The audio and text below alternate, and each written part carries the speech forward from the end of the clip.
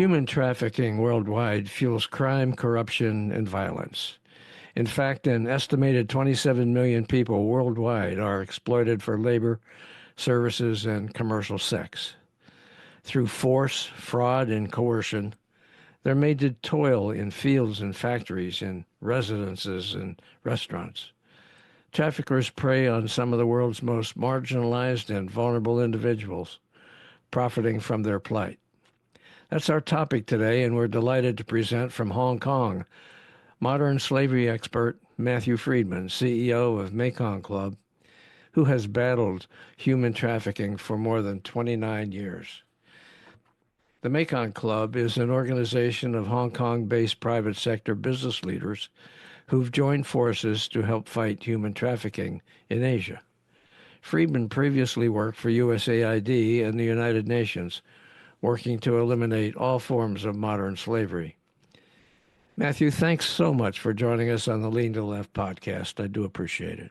Thanks for the opportunity to talk about this important topic. Listen, what brought you to this battle, Matthew? I'm really interested in knowing, and why Hong Kong? Let me just start off with a little bit of my story. Okay. 35 years ago, I was living and working in Nepal with USAID. I was a public health officer, and my job was to translate resources into healthier people. I had the HIV/AIDS portfolio, and we were finding girls 12, 13 years old who were HIV positive. Oh my. Couldn't understand what was going on. This is Yeah, a very conservative culture. So sure. we went to go and interview the women and the girls in the shelters, and we heard pretty much the same story over and over again. Mhm. It went something like this. A human trafficker would go into a remote village, flash a bunch of money around, and say, I'm looking for a wife. I don't want an urban wife, I want a village wife. Ah. Find a girl 12 years old, befriend her, go to the family and say, I want to marry your daughter. They're thinking, wow, he's rich, he's handsome, going to take care of our daughter, going to take care of us. In that Mhm. part of the world, they marry young, so it's Mhm. not unusual. After that, the wedding takes place. He Mhm. then goes to the family and says, I'm going to take your daughter to Kathmandu, but don't worry, I'll be back in 3 months. But Mhm. that isn't what's going to happen. Instead, he takes her to Mumbai, India, to the red light district where the brothels are. When he gets there, he puts her in a room and he says, Honey, stay here. I'll be back in a few minutes. As she was coming in, she saw these people milling around, men and women dressed funny. And she said, No, no, don't leave me. I'm scared. He says, It's okay. I'll be right back. He then goes to the madam to get the $500 for having sold her to the brothel. He has the gold from the wedding and he hands the wedding pictures to her. He then leaves to go back and do this again, maybe 40, 50 times in a year. The madam then goes into the room where the girl is and says, Guess what? Your husband just sold you to me, and you're going to be with 20 guys a day every day because I say so. You can imagine this girl's shocked. No, my husband loves me. Ah. That's what happened. So then basically says, I'll kill myself before I do those shameful things. I'm a good Hindu girl. The Mhm. madam then brings out the photograph of the wedding and says, Is this your mom, your dad, your brother? If you hurt yourself, we'll hurt them. So she's trapped in this situation. In order to make her into a prostitute, it's quite simple. You bring in a bunch of rapists, and over a 2 day period, they'll use this girl 30, 40 times until she just lays back and takes whatever happens to her. After that, she's on the line. She'll be with 20 guys a day, every day, until after a couple of years, she gets what's called black eye, where she's so depleted spiritually, emotionally, physically, that they throw her out on the street. So most of the girls ended up just dying of AIDS there. A certain percentage of them came back, and those were the ones that I was dealing with. So I was hearing this story, but I didn't understand the evil until I actually went to those brothels. I was Mhm. invited by the Indian government to do public health checks. I had a police officer with me, went into one of the brothels. There was an 11-year-old trafficking victim. That girl saw this Caucasian guy, saw an opportunity, literally came up, wrapped herself around me, and said, Save me. They're doing terrible things to me. So I looked out at this child who was hysterically crying, turned to the police officer and said, We need to get this girl out of here. He said, We can't do that. So what are you talking about? You're a cop. He says, If we try to leave, we'll both be killed. To make a long story short, we left. We came back with a lot more police, but of course she was gone. Now, I tell that story because I wasn't one of those 15-year-old high school kids that said, when I grow up, I want to be an activist. In fact, I Right. did everything I could not to be. But every once in a while, we have a test in life. That was my big test.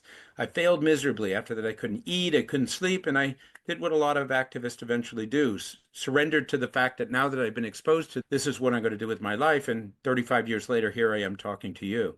Incredible. That's an incredible story. Thank you for that. Tell us about the extent of the human trafficking problem. I know that it's getting worse. The statistics show that. Can you talk about that? Yes, the numbers that you used, actually the global figure is about 50 million in what's called modern slavery. In the United States, we use the terminology human trafficking. The rest of the world says modern slavery. Out of that, about 23 million would be forced marriages, where a person is forced into a marriage not to have a family and a loving, caring system, but they're there to work in the family. Then you have the 27 million that you were talking about that is forced labor and sex trafficking. About 6.3 million women and girls are in forced prostitution around the world. In the United States, the estimated number of people in modern slavery is about a million. A lot of people are surprised when they hear that because they think that this is something that happens in Asia and Africa and other parts of the world. But when you have a more developed country, you will have people that are trying to get into the country, and they are then able to be exploited by traffickers as they're getting into the situation. The profits generated from modern slavery are about 236 billion US dollars. The amount of money available to fight it is about 400 million, which is 1.03. And so what you have is a situation where the bad guys got a huge amount of money, the good guys just have a little bit of money.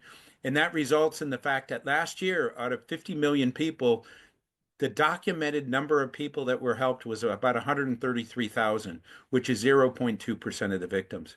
So collectively around the world, we're not even in the game. Wow. All right. So your work involves advising governments and business enterprises on human trafficking. Is that correct? Most of my work now is with corporations. The Mekong Club is an organization that works with the private sector in a positive, supportive way. So we work with the banks, the manufacturers, the retailers, the hospitality sector. Now, the banks are interested in this because if any of that $236 billion gets into a legitimate bank, it's money laundering and they get fined. There was a bank in Australia that was fined $1.3 billion for allowing online sexual exploitation of children to take place. Manufacturers and retailers have supply chains. If there's sweatshops in those supply chains and investigative journalists find it, it embarrasses them and it has an impact on their business. When it comes to the hotel industry, they have construction, they have sex trafficking that have to be concerned with. So we work with them, identify their vulnerabilities, and then use that as a basis of helping them to ensure that this is not within their business model. Okay. I understand that your work is in Asia, but the problem is in the United States as well. Is that correct? Yeah, about a couple of years ago, I did a presentation tour across North America. Everyone said, I've been overseas for 35 years and I just got to get home to acclimate myself back in the United States. Hmm. So I woke up and I went to my wife and I said, we're going to go to the United States and we're going to do 100 consecutive days of presentations. And she said, okay, yeah. So I went to my board and they said no. And I went to them again and they said no. Finally, maybe. They said you could have 30 days, but I did 70 days. So I spent 70 days, 27 cities, 135 presentations, headquarters of major corporations, the government, faith-based groups, and so forth. And what I came to realize is that very few Americans know anything about this topic. They Yeah. get bits and pieces of it. They think it's all about prostitution. They think it's something that happens in Thailand and other parts of the world, but they really don't understand that the vulnerability exists as much there as it is anywhere else in the world. So, yeah, I do go back to North America. And part of it is in order to do this work with the private sector, I have to go to the headquarters. And that's where a Mhm. lot of the headquarters of the companies are. So I get in front of the C-suite and I'll talk to them and say, this is what you need to understand in order to protect your business. Okay, so human trafficking isn't just sex trafficking, right? There's more than that. Yeah, it actually about 25% of what we're dealing with is sex trafficking, and the rest is forced labor. If I'll give you an example of a forced labor case here in Asia. Sure, A sure. 15-year-old boy from Cambodia is told by his family, you got to go to Thailand and get a job. We're poor and you have to send money back. So he Mm-hmm. goes there. He's by himself. He's looking for work, not finding it. Traffickers see this. They go up to him and say, hey, brother, you're from Cambodia. I'm from Cambodia. Let me lend you some money. Okay, now that you have my money, you have to stay with me. But guess what? I got this job. I'm going to take you down to the ocean. I'm going to put you on a boat. It'll go out for a couple of months. You'll catch some fish. You're a guy. Guys love fishing, right? After that, the boat will come in. You'll get lots of money. You'll be a hero to your family. So they go down, he goes on the boat, he doesn't realize he's been sold onto the boat. The boat goes out, but it doesn't come back after 3 months. Stays out for 4 years. This poor kid will end up working 14, 15, 16 hours a day, every day. The only food he gets the entire time he's there is rice and fish. Imagine what that does to your body after 4 years. They often Jesus. give stimulants to get him to work. If he gets injured, if he gets sick, they throw him off the side of the boat. At the end of the 4 years, he gets nothing. Another type of human trafficking, I lived in Bangladesh for 5 years, and during the time that I was there, 2-year-old boys were trafficked from Bangladesh to the Middle East. Now, for those people on this podcast who are parents, a 2-year-old doesn't have manual dexterity or the ability to do repetitive things. What do you do with a 2-year-old? You Mhm. put them on the back of a camel. Why? Because if you put a 2-year-old in the back of the camel, they kick and scream, and what does the camel do? It runs. And so they race camels, they bet on the races, and they use infants because they're light and they're not going to slow the camel down. Assuming the child lives to 5, and not all of them do because they fall off and get trampled by the camels, they're beginning to gain weight, and so they throw these kids out onto the streets to fend for themselves. So at a time when most kids are beginning kindergarten, you have a 5-year-old boy by himself in a foreign country, doesn't speak the language. You can imagine what kind of life that child has. So there's a lot of variations to this theme of human trafficking that people have never heard of. That's just another one of them. Holy mackerel. Do you see these cases personally? You're an executive, but did you get involved personally with these cases? Yeah, for the first 25 years of my career, I was doing the brothel busting and going in and addressing the needs of victims. I've Uh-huh. interviewed probably thousands of victims, raised the money, set up the shelters, tried to do the prevention work, did everything I could to do it. The thing about a cause is we as human beings don't pick our Yeah, causes. right. And for whatever reason, every time I tried to turn away from this cause, it's right in front of me and it's staring and blinking and saying, you have to do something on this. For Mhm. my sister, she doesn't care about people. She cares about animals. She has an animal orphanage. And my brother, it's in this particular case, this is my cause. Okay. Problem is that I don't always know how to turn it off. When you hear about a 12-year-old girl who we just rescued and she's traumatized and she's got AIDS and she's got all these things, and you Yeah. hear that story times hundreds, it eventually has an impact. Oh, it You know, must so have. yeah, I've gone into depression a couple of times, and I've gotten to a point where I said I'm never going to do it again. But it's interesting where you get to a point and then you go into a depressive state, and then you somehow get out of it, but you're a little bit better than you were before. Mm, In the early days, I was very angry and upset, and right. now I've been around for a long time. I have the defense mechanisms to allow me to do this, but Yeah. it's not easy work. It really Oh, isn't. it cannot be. But thank God for people like you who are willing to do it. That's for sure. Now, can you talk to me a little bit about what individual, before I get into that, I wanted to ask you, you mentioned USAID, that you work for USAID. Yes. To what extent has USAID been a key factor in helping to combat this worldwide? I want to just talk about USAID in general first. All right. I worked for USAID for 17 years, Okay. and I was posted in Nepal for 8 years, 5 years in Bangladesh, and a couple of years in Bangkok. I've never worked for an organization that was more heavily scrutinized in terms of audits and checks and balances because the money comes from the American people and you have to demonstrate that it's being done efficiently and effectively. Knowing what USAID does. For example, in Nepal, they addressed helping to improve agriculture, girls' education, human rights, literacy, public health, everything you could imagine. And as a result of the contribution, which was maybe 12, 13, $15 million a year, that country thrived because it had people and the resources to make a difference. And so it's one thing to just turn the switch and have all of that end.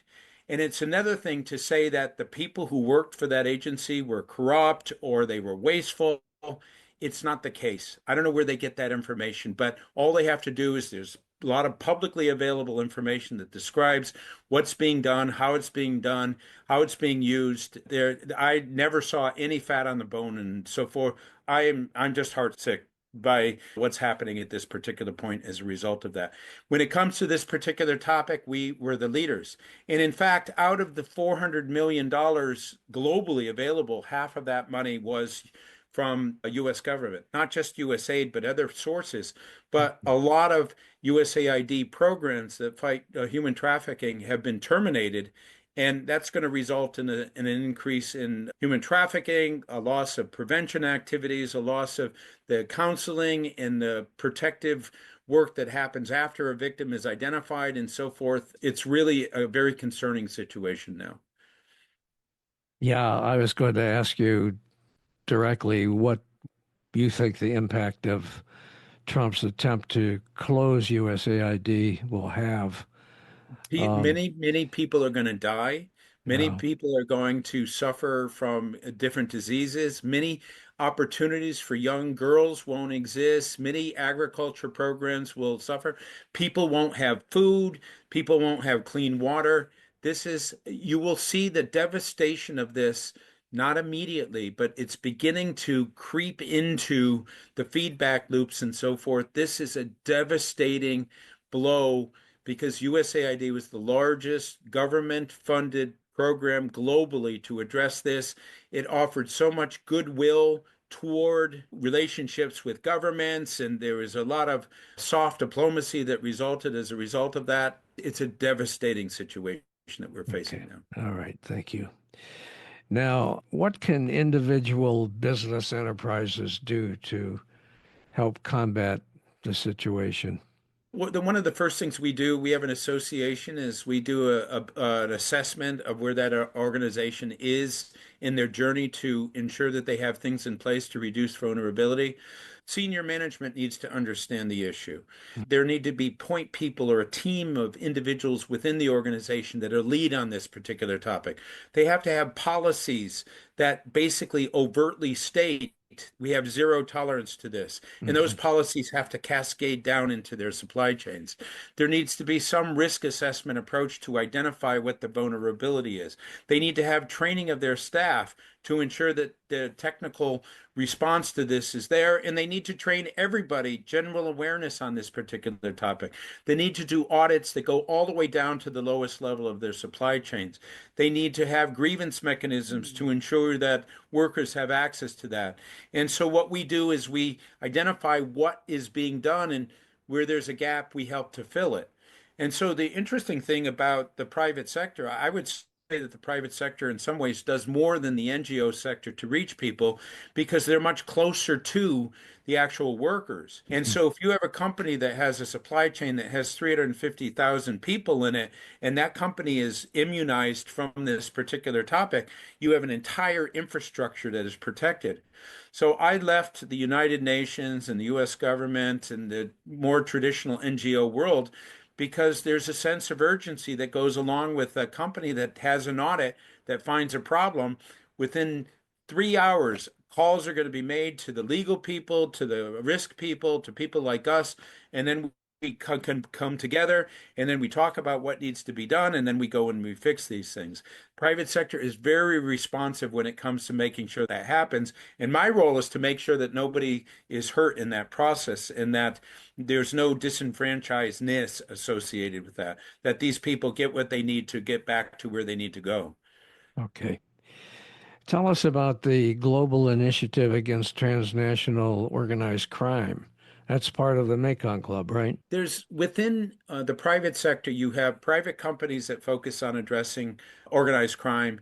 Hmm. Then have the United Nations, and then you have within financial institutions, banks, financial transaction companies, crypto companies, and then organizations like us that come together as part of a unit or an association to address this. And the idea is to share the typologies, to share the red flag indicator, to share the processes and procedures. And so that convergence of this type of information is an important part of the process of educating the analysts within those companies, educating the crime fighters in those locations. In fact, another topic that you may not have heard about is, do you know about human trafficking into scam centers in Asia? Have you heard about that? No, I'd have not. Okay, so during COVID, what happened is you had There was a lot of casinos and different infrastructure in places like Cambodia. And then COVID hit, and so the nobody was coming there. So they had all this infrastructure. So they started using it for scamming. And they realized they could get a lot of money. They said, okay, let's get Asians to come in and let's hire them to scam people from around the world. The Asian people said, we don't want to scam people. We don't feel comfortable with that. So they started to use human trafficking to get them into these facilities. And so there's about three or 400,000 young, educated Asians that have been trafficked into these centers. And then these centers will do scamming all over the world. Now, if these people don't meet their targets at the end of the day, they're tasered, they're beaten, they're tortured, terrible things happen to them. So it's a new form of human trafficking that we had never experienced before. But now it's proliferating beyond Southeast Asia to South Asia. We see it in the Middle East, we see it in Africa.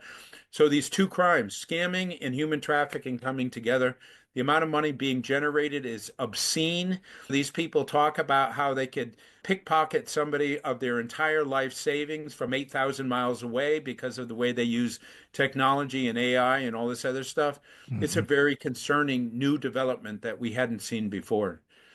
Oh, that's incredible. And I think that explains some of the scamming attempts that have come my way. Well, let me just explain this one scam just because your audience may be interested. It's called pig butchering. And the reason why they call it that is they take the victim and they fatten them and then they slaughter them. The way it works is they'll get a hold of, let's say, a 55-year-old divorced guy who's alone, lonely, drinking too much beer, and then he'll get a text message that says, "Hi, Michael, how are you doing?" Hmm. And he'll go back and say, I'm not Michael. And then the woman will say, I'm a 27-year-old Thai woman, and I just moved to this particular location. You're so nice. Hmm. So she develops a relationship, a text messaging relationship. And some of them even will go on Zoom. These are victims of human trafficking, playing the girlfriend. But Hmm. for a month, that's all they do. Then Hmm. all of a sudden, he will be told by this young woman, oh, I just made $5,000 with crypto. So he takes the bait and she says, okay, put 5,000 in. It's put in the next day, it's 10,000. She insisted he physically takes it out. So he has the money in his hands. Hmm. Then a week later, she gets him to put the 10,000 in and then goes to 20, physically take it out. So she has this relationship. So he trusts her and he sees that this money is going in and coming out. Then she says, oh, this opportunity is coming in. If you put $1 million in, you're going to get 5 million back. And you mean I saw that this works. So the person says, I don't have $1 million. She says, go borrow it. You need at least $1 million. So he puts the money in. And then once that's in place, he loses everything because the whole thing is based on fraudulent websites and links and everything else. And literally $65 billion from the United States last year was taken through this particular type of scam that is being managed and run by human trafficking victims. Amazing. Incredible. All right. Can individual companies join the Mekong Club and should they? Yeah, And why? I mean, it's an opportunity for them to basically protect their business.